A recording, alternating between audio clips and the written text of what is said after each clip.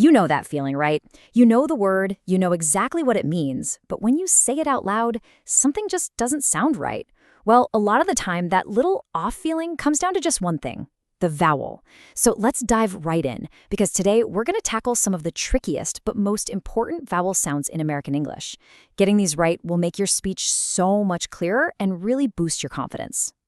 So here's what we've got lined up. First, we'll talk about why English vowels can be so tough. And trust me, it's not you. Then we'll set a goal that's actually achievable. I'll introduce you to a really cool tool to help, and then we'll get into 3 specific fixes that'll make a huge difference.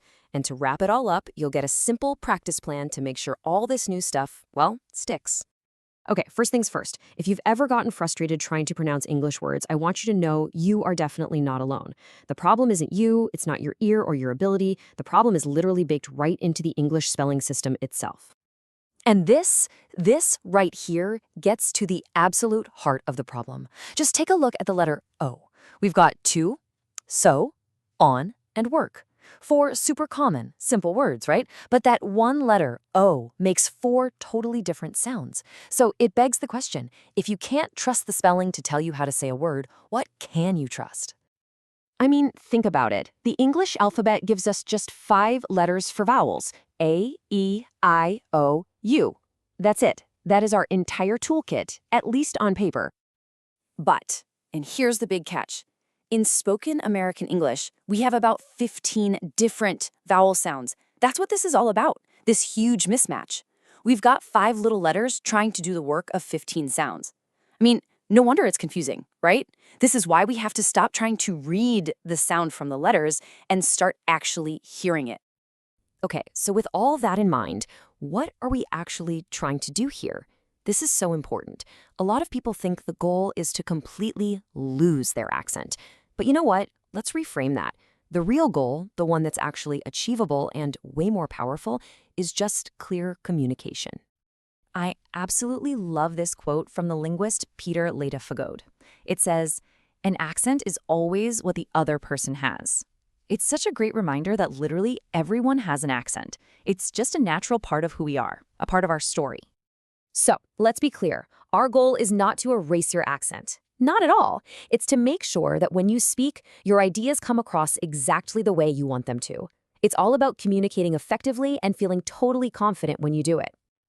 Now, to help us get around all that confusing spelling, we're going to use a tool that is so simple, but honestly, it's incredibly powerful.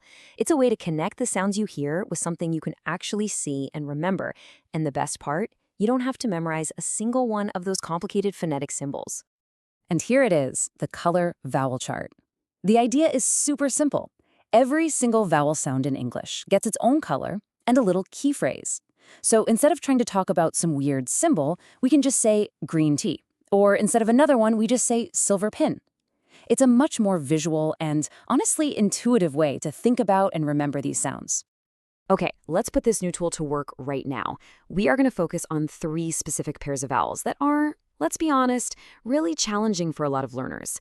But here's the good news. If you can master these 3 pairs, you will see a massive improvement in your clarity, because these sounds are literally everywhere in English. So our first pair is green tea versus silver pin. That's the long, tense E sound against the short, relaxed I sound. Just think about the difference between the words leave and live. It's a tiny change in sound, but it completely changes the meaning of the word, doesn't it?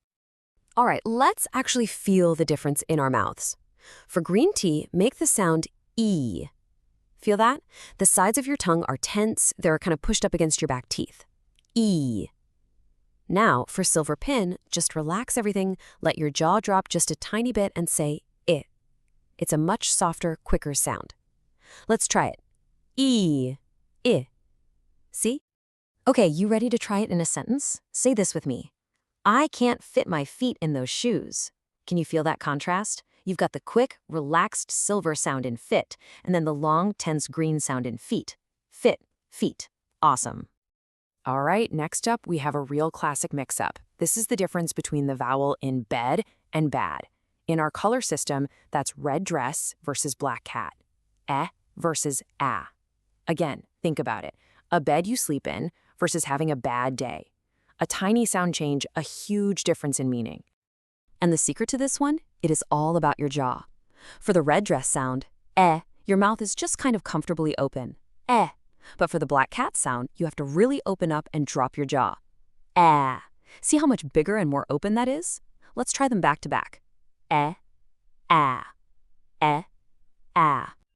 Okay, let's put it into a sentence. Repeat this after me. The man with the red pen is my friend. Did you feel it? That really wide open black cat sound in man, and then the more closed, relaxed red dress sound in red and pen. Man, red, pen. You got it. And that brings us to our third and final high-impact pair. This is the difference between going for a swim in a pool and pulling a door open. So we're talking about the tense blue moon sound, ooh, versus the relaxed wooden hook sound, Okay, for this one, pay attention to your lips. For the blue moon sound, your lips get really tight and round, almost like you're going to whistle. Ooh, it's a very long, focused sound. Now, for the wooden hook sound, just relax your lips. The sound is much shorter, kind of like Let's compare. Ooh, All right, let's try our last practice sentence together.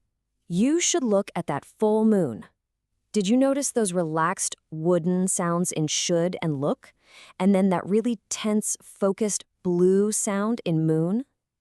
Look, moon. Perfect.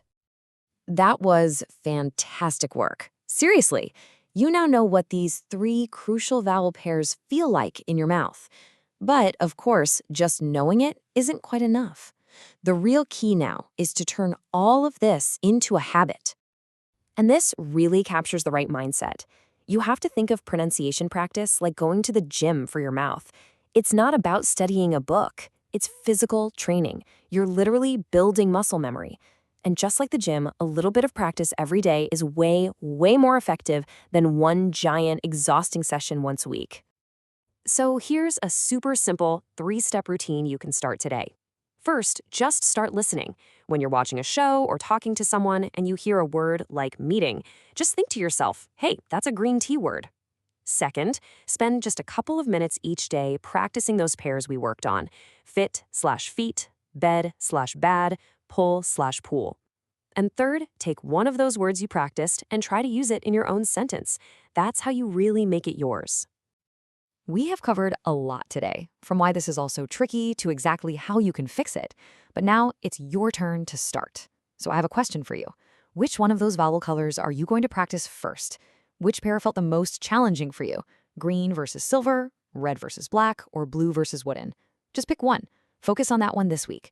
Because when you turn this into a habit, you're not just practicing sounds. You're building real confidence, one word at a time.